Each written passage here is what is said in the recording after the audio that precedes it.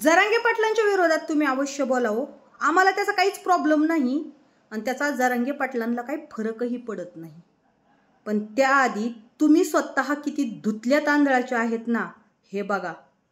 जरांगे पाटील कसं काय जनतेला फसवतात, जरांगे पाटील किती दोषी आहेत हे दाखवण्याच्या नादात तुम्ही तुमचं कॅरेक्टर काय आहे ना हे पब्लिक दाखवायला लागलं।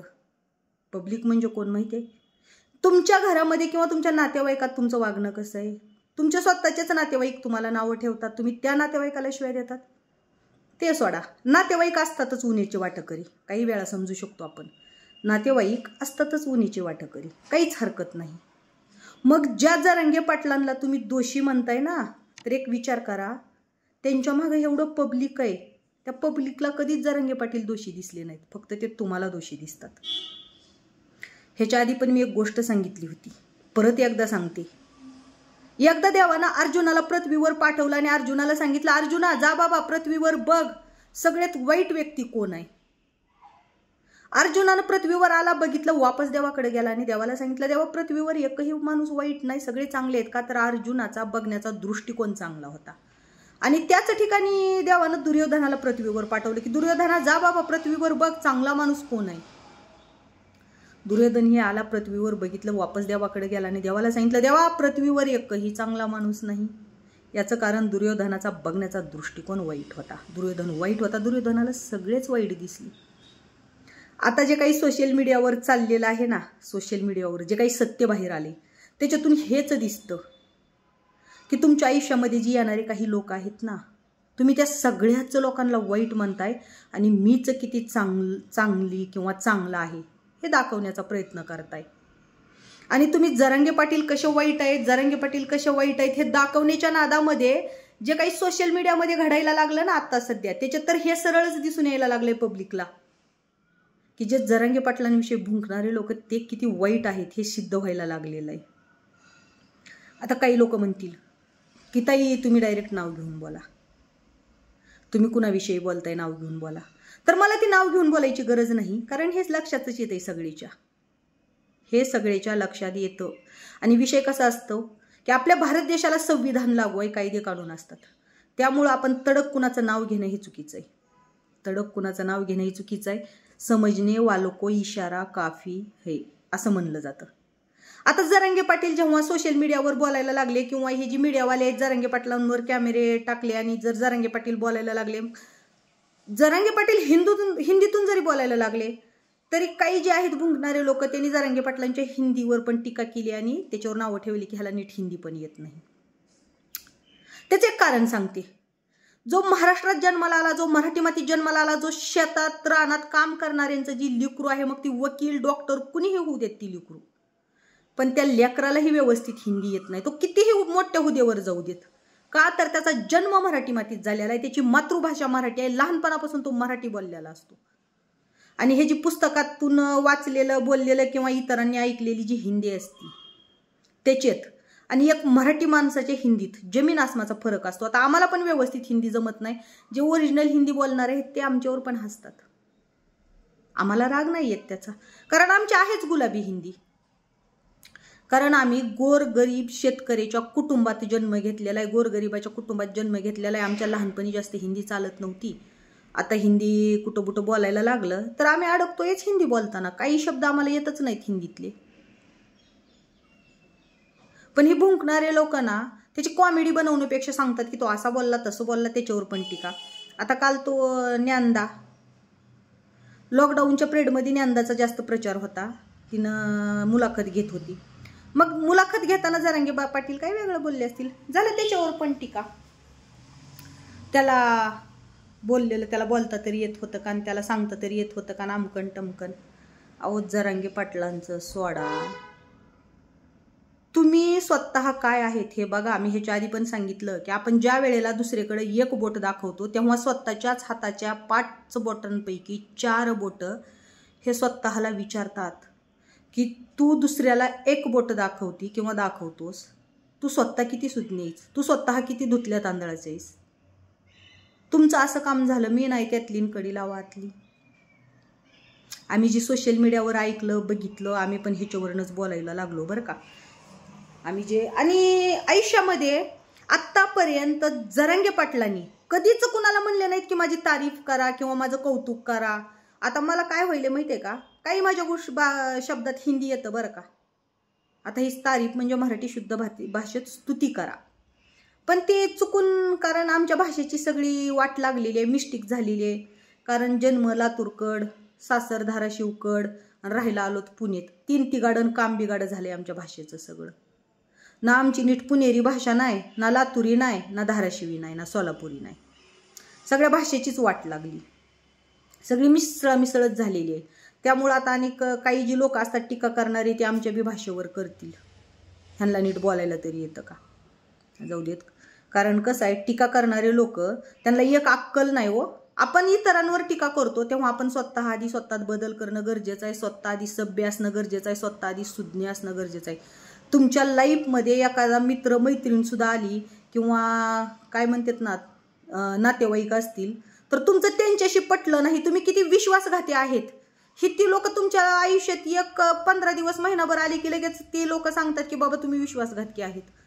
तसंच जरांगे पाटलांच्या मागं कोट्यावधी लोक आहेत, ते कोणतेच लोक म्हणले नाहीत की जरांगे पाटील विश्वासघातकी आहेत. आणि ती लोक फक्त तुम्हाला सांगतात कॉल करून जरांगे, बाकीच्यांना कधी कुणाला त्यांनी सांगितलं नाही हो. म्हणजे तुम्ही हायकोर्ट झाल्यासारखं तुम्हाला वाटतं का? तुम्हाला कॉल वगैरे येत नाहीत, तुमच्या मनच्या थप्पा असतात, तुमच्या मनच्या थप्पा असतात. त्यामुळे तुम्ही जरांगे पाटलांवर किती जरी भुंकले तरी तुम्ही कशासाठी भुंकताय हे मात्र आम्हाला कळालं बरं का. आणि ते लय लवकर कळालं. आपल्या आयुष्यात नातेवाईक असू देत, मित्र मैत्रिणी कुणी पण असू देत, मला सांगा, आपल्या आयुष्यात 100 माणसं आले, त्याच्यातल्या 4 माणसाला तरी आपण योग्य आहेत असं जेव्हा वाटल तेव्हा आपण स्वतःला योग्य समजायचं. पण तुमच्या लाईफमध्ये जो कोणी येईल ते बरोबर क्लिअरच सांगतंय की तुम्ही कशा प्रकारे चुकीचे आहेत, तुम्ही कशा प्रकारे फ्रॉड आहेत, तुम्ही कशा प्रकारे इतरांना फसवायचे कामं करताय. मग हे आधी तुमच्यात बदल करा, तुम्ही स्वतःला सुधरवा आणि मग जरांगे पाटलांवर टीका करा.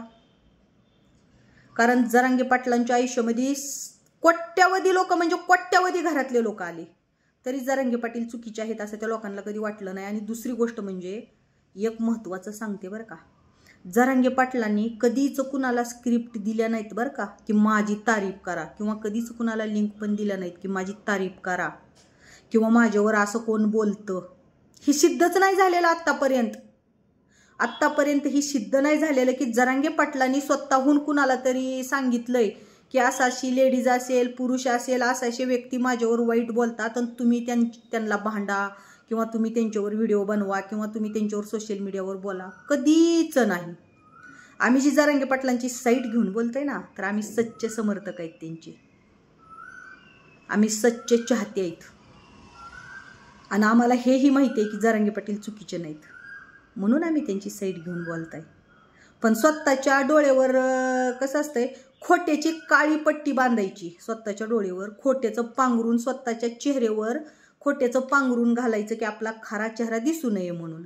मग त्याच्यात काही लोकांना पुढं करायचं की बाबा तुम्ही आमचं कौतुक करा, तुम्ही आमची तारीफ करा, तुम्ही एखाद्याला ट्रोल करा, एखादी व्यक्ती आमच्यावर बोलायली म्हणून मग त्या व्यक्तीला ट्रोल तुम्ही करा.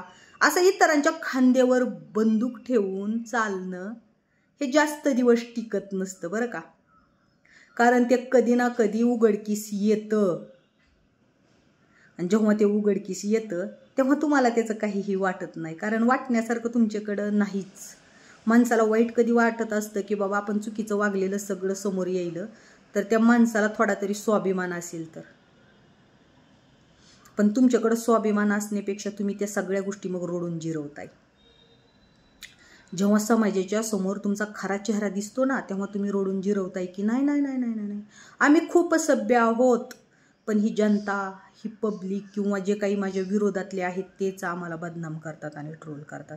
विनाकारण कोणच कुणाला बदनाम करत नाही हो.